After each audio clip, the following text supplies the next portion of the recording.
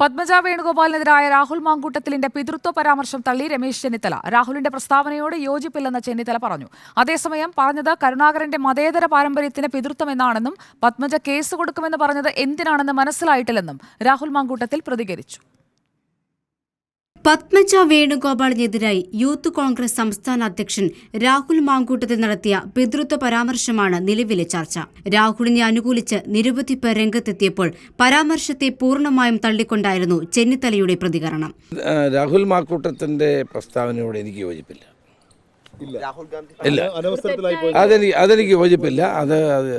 എന്നാൽ പരാമർശത്തിൽ ഇന്നും വിശദീകരണവുമായി രാഹുൽ രംഗത്തെത്തി. കേസ് കൊടുത്ത് പേടിപ്പിക്കുമെന്ന BJP ശൈലി പത്മജ കാണിച്ചു തുടങ്ങിയെന്നും മറുപടി. കേസ് കൊടുത്ത് പീഡിപ്പിക്കും എന്നൊക്കെ പറയുന്ന ഭീഷണിയുടെ ശൈലിയുമൊക്കെ BJP-കാരുടേതാണ്. ആ മെസ്സേജിനകത്ത് ഞാൻ ഉറച്ചു നിൽക്കുന്നു.